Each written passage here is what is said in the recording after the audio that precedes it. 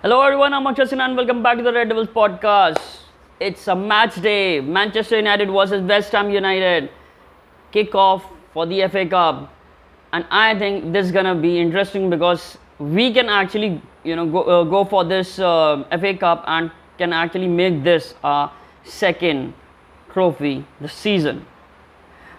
I'm not gonna delve into this, but anyways, lots to talk about. Lots and lots to talk about. Erik Ten Hag last evening had his press conference, and I'm really sorry that this is a little bit late reaction to that.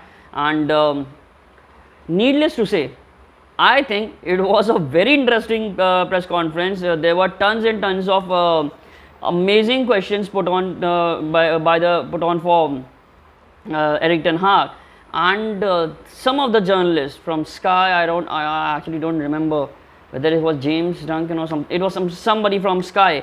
He actually asked him a couple of very interesting questions about the rotation, about the squad's mentality and everything, to which he replied very brilliantly. We're going to talk about that, and we also have another news about the ownership of this club, supposedly, which is hanging like a pendulum in a dead clock. But let's get into it.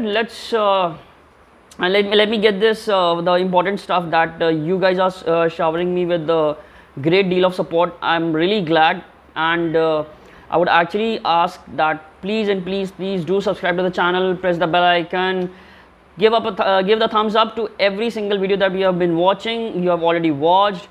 I really need that support right now, and because it's a new podcasting show, and we're gonna talk about Man United and lots and lots of stuff floating around Man United, and we need to keep up with that. I'm really trying a lot harder because I already have another channel that's also a new one, but let's not talk about that right now. We're going to talk about Manchester United, Erik Ten Hag's press conference against West Ham. So let's get on with the show with that. First of all, I'm going to go with the injury updates because like we always know, Anthony Martial is a brilliant player, amazing talent, but he's still out. He won't be a part of tonight's match against West Ham. Little bit disappointing, but I kind of predicted that. Even Erik Ten Hag himself said this in this press conference, that we rushed him too quickly last time, and he plays a couple of games or maybe for some minutes, and then he goes back onto his medical fitness, and that's very disturbing for a number 9 and for a team who desperately needs a number 9. So he's a good option. He's a really good player, but right now we really need him to take his time and focus on his fitness, and then comes back and stay in the team for at least a couple of months, because March, April are gonna be very crucial for Man United. And he also talked about Luke Shaw and Fred. They are supposedly in doubt for tonight's game, so I don't think so they'll be in action, because they need rest. They have been playing quite repetitively, because even when Malacia was playing as a left back, Luke Shaw was playing as a centre back. So that was a little bit frustrating also, because they Luke Shaw and Fred, they are actually in form. They are actually in red hot form, and you want those players to play every single week. But unfortunately, they are human. You can't do that. And while we are talking about footballers who are human and still playing every single week, is Marcus Rashford and Bruno Fernandes. He was asked about them also, and he was actually asked about whether Marcus Rashford is fit for this game or not. To which he simply replied that Marcus Rashford is fit, and he will be, because he's in amazing run.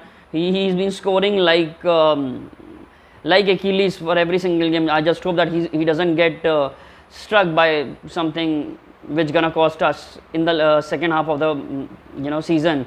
And he was also talking about Bruno Fernandes, because he's been playing every single game since the World Cup. He has not been rested for many matches, and he really needs a does he need a rest or what? To which is again he replied with a brilliant amazing smile that Bruno Fernandes likes to play every single game, and he doesn't want to miss anything.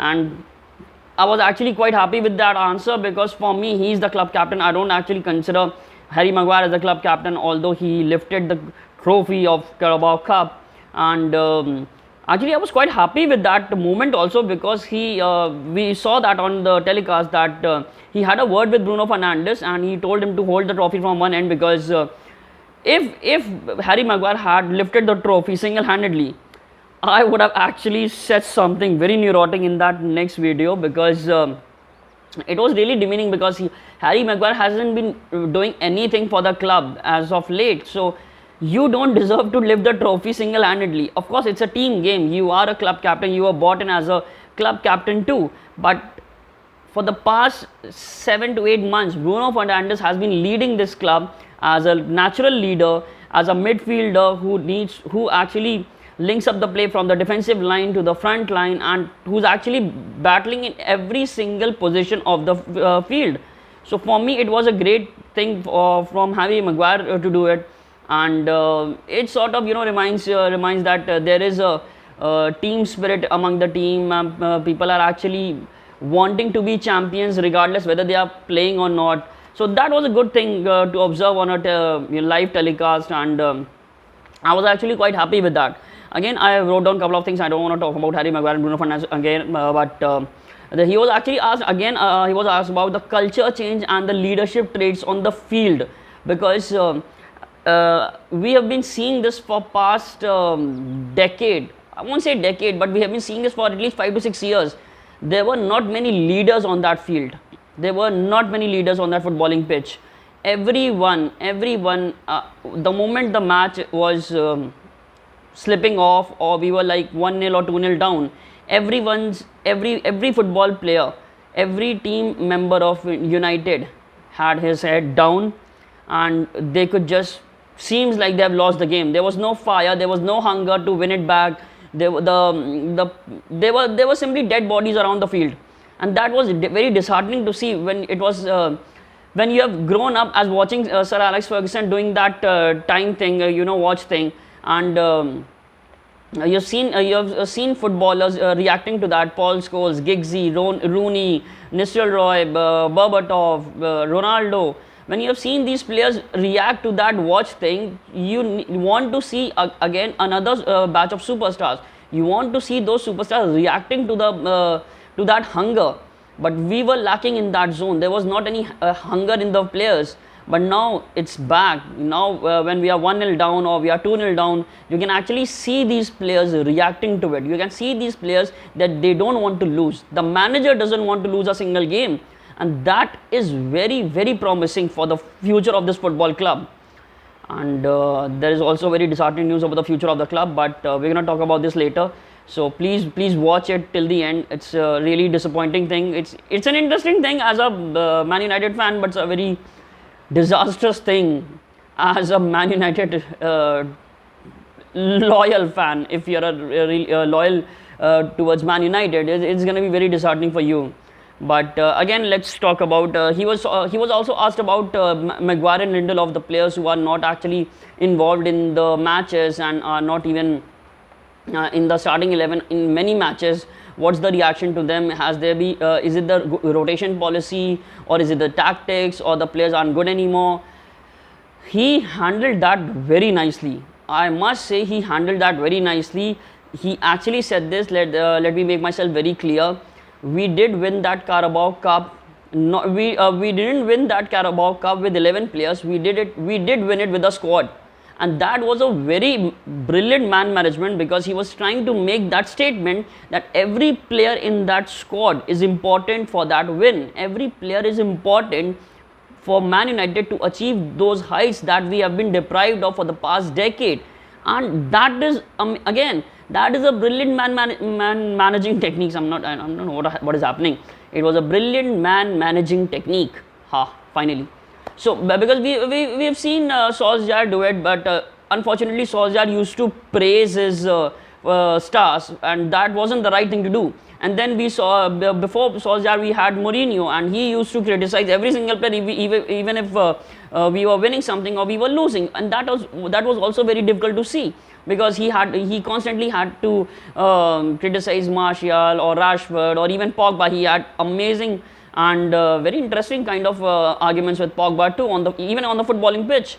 So that was really difficult have a manager who's actually praising the players, maintaining the discipline, and actually showing support when they are down.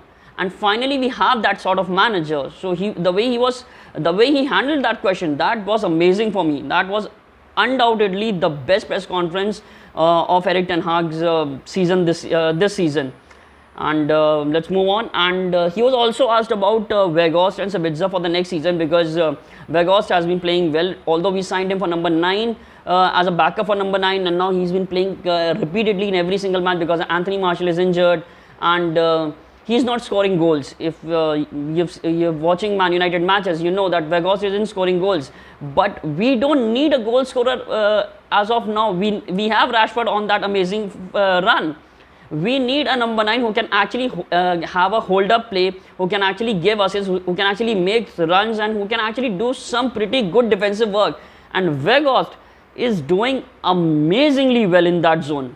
For me, if I had an option of signing 2 squad players, I would definitely go for Sabitzer and Weghorst. Sabitzer, again, his cameo in the Carabao Cup was amazing. He played for like 10-15 minutes, but the way he played those minutes was an amazing thing. Even for me, he's a better version of Christian Eriksen, and I love Christian Eriksen as a footballer. Christian Eriksen is kind of a complete player, but unfortunately, he's too old for us. He won't give us 2-3 years. Sabitzer, although, can give us 2-3 years, and he's a better version of Christian Eriksen, because let me remind you guys, Christian Eriksen is brilliant in linking up the play from the defensive line to the forward line, and he's good in making interceptions. But one thing he lacks is his speed. He doesn't have that kind of speed that Man United want to play as an counter-attacking team. He doesn't do tackles. He's not good in tackles, and Sabitzer can give you that. Sabitzer is very good in air. He's good in tackling. He made some amazing tackles even in the Carabao Cup final. And the best part is he can actually have a pace. He can actually have a football between his legs and just run. I mean, that sounds a little bit dirty, a football between his legs, but let's just not focus about that, because that's going to be very derogatory. Imagine a player having football between his legs. I mean, the one player that I can actually reminds me of that is Diego Costa, but again, we are drifting away. So, anyways, enough about this. And he was also actually asked about the physical stamina of footballers, because definitely they are ambitious and they want to play every single game. But isn't it quite exhausting and even sort of frustrating for manager, because Man United have played 40 games as of now. That's kind of a season for many teams. That's kind of a season for lower clubs like Reading or some other clubs who are not in FA Cup, who are not having an FA Cup or Europa League or Carabao Cup. 40 games in one season is actually a season for some clubs, and Man United have played 40 games this season before the start of March. So this is kind of an exciting thing. We had 8 games in 28 days of February. So he was asked about is it frustrating for the guys? Is it exhausting physically that we have been having these kind of matches in 3 matches? We have been playing 3 matches a week for at least like a month or 2.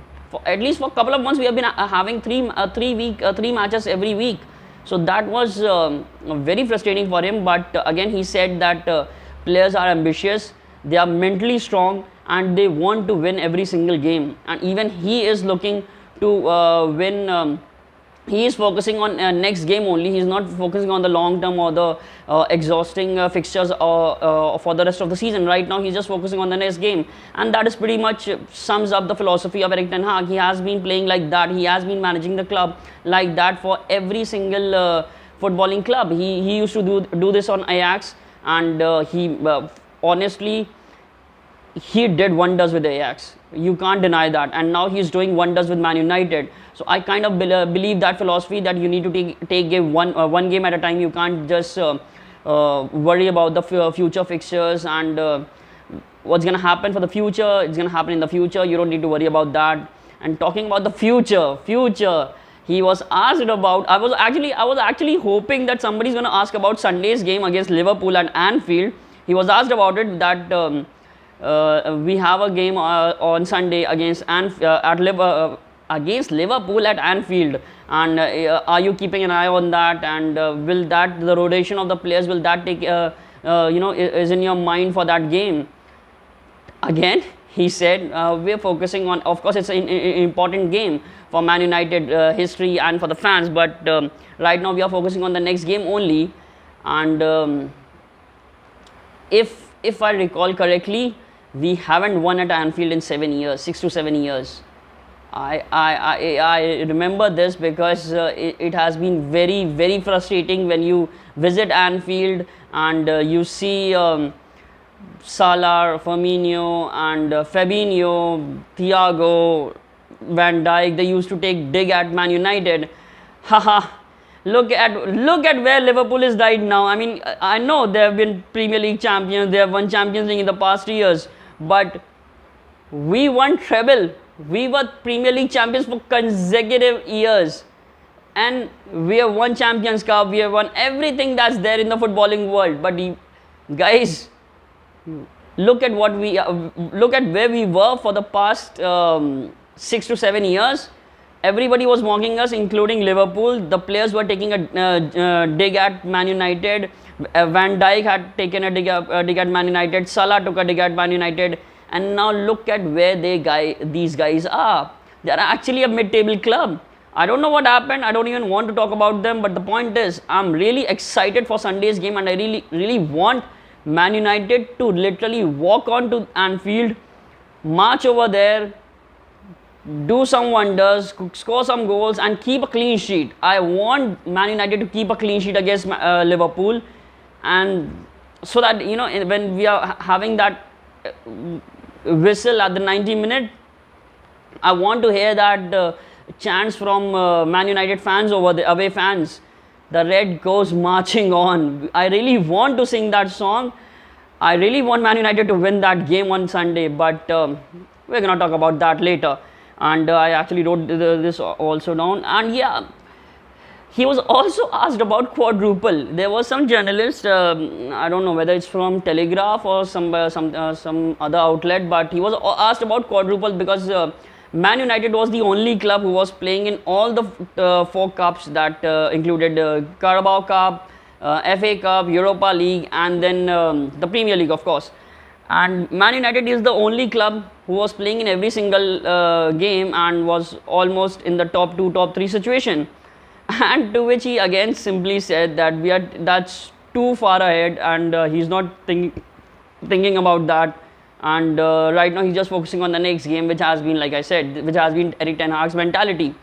And even I'm just a fan of Man United. I've started this channel a couple of months back, and even I'm a very true and loyal fan. But even I think quadruple is a bit far-fetched story. I don't think we're gonna win quadruple. As a fan, I can actually say this out loud that we can hope to win a treble, and that includes we have already won Carabao Cup.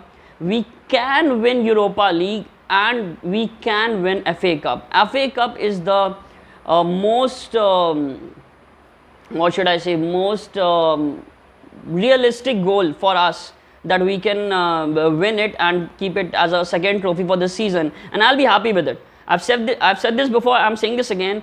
If we win one more trophy this season, I'll be okay with it. For me, that's gonna be the best season in the for the past decade. So for me, one more trophy, whether it's Europa League or whether it's FA Cup, I'll be okay with it. Imagining Man United winning a quadruple in the very first season of Erik Ten Hag, that would be a dream, and one hell of a dream. And I don't have guts to imagine that dream. I don't have guts, honestly, to imagine that dream, that Man United are lifting the quadruple this season in the very first season of Erik Ten Hag.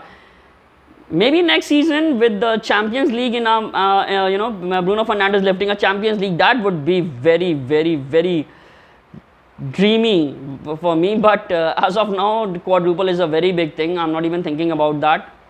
And that was the gist of the press conference, and I don't think so anything else was relevant, because he was again asked about some leadership things, and he was asked about the mentality of the squad, like, and I've already talked about it, that he answered it really quite well. So there's no point in dwelling over this. But now we have one, like I said, I promised you guys I'm giving one disheartening and disastrous news for Man United fans, and we're going to talk about that.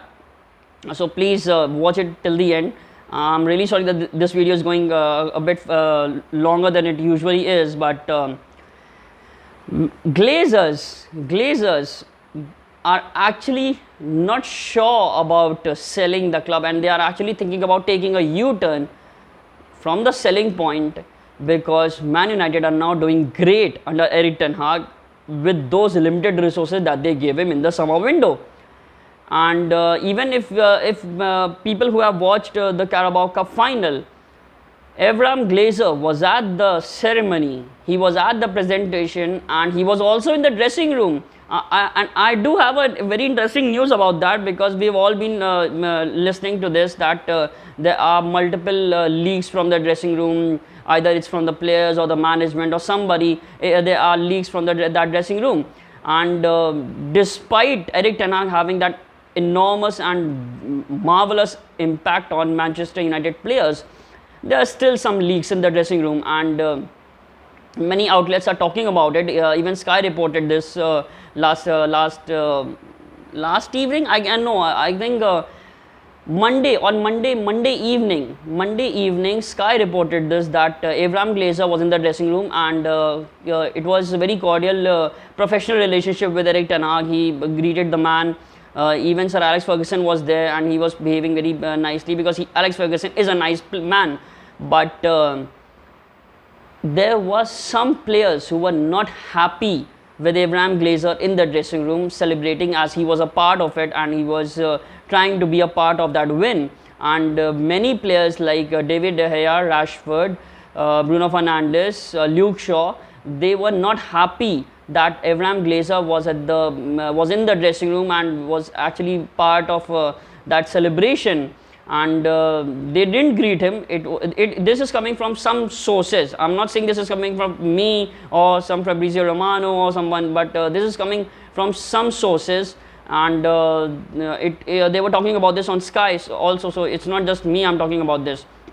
And there were some sources that David De Gea, Luke Shaw, Bruno Fernandes, Marcus Rashford, they were not very cordial towards Avram Glazer, and they don't. And the gist of that situation was they want them gone. And the way Avram Glazer is now trying to be a part of this celebration of Carabao Cup, that's just idiotic. They don't want. And let me remind you, if these guys take a U-turn and they are like one day they call a press conference and say that we were thinking about this, and now we don't want to leave Man United, this is a big club, this is a big thing, etc., blah blah blah blah bullshit. The basic point I'm telling you, if these guys are not leaving Man United, we are screwed. We are absolutely completely screwed, because if these guys are at the helm of this club again for one more summer window, or even for one more season, we are basically screwed. Erik ten Hag will be disappointed. We will be disappointed, because we have been dreaming for this day, because we want this club free from Glazers. They bought us off debt, and we are still in debt. They never invested in our club. All the money that they invested in the club was of the club. They never invested their money in the club. That is the reason we are still in debt. And now when it was very idiotic of Avram Glazer to think like that I can be a part of celebration, I can be part of this group who is doing wonders in the footballing world right now, because everybody who's watching Manchester United right now is actually shit scared. I mean, not shit scared that they can't defeat us. Obviously anyone can be defeated, but the point is, we are playing like Man United again after a long time. People are actually worried about us, because we've been mocked, we've been joked about so long that people forgot that Manchester United can actually kick your ass. And now after so long, we have a manager, we have these great talents at our club who are actually doing wonders on the field. and now people are actually considering us as a threat when we visit their club, when we visit their home ground. So that's gonna be really terrifying for all those Man United fans who were hoping that Glazers will leave us and Qatar will buy us, because I'm sure of it. If Qatar or Sir Jim Ratcliffe doesn't make a bid and we don't get it, Glazers take a U-turn and reject their bids, Jim Ratcliffe and Qatar, they're gonna buy somebody else, because they prioritize us, they want us. But if we reject them, they're gonna buy some other club and they're gonna invest in that club and they're gonna make that club again great. If not again, what if they buy Spurs? What if the owners of Newcastle United invest a big amount of chunk in their squad? What happens then? What if they buy I don't know, Reading, Sheffield United, Leeds United? What if the one owner from Qatar who's interested in buying Man United and his bid is rejected, and he buys the arch rival of our club? They buy Leeds United. What then? We can't do shit about it, and that's gonna be really disappointing for us also. But let's see what happens. Anyways, that was the wrapping up. I'm really sorry. I told you this before. I'm unable to figure out how to end a video. That's really disappointing for me also, because every time we are doing a video, I'm uploading this, and I couldn't just figure out how to end this, how to say just bye. And that's really disappointing for me also. I mean, I'm sure this is disappointing for you. Imagine, this is how embarrassing this is for me. I'm starting a podcasting channel. I don't know how to sign off.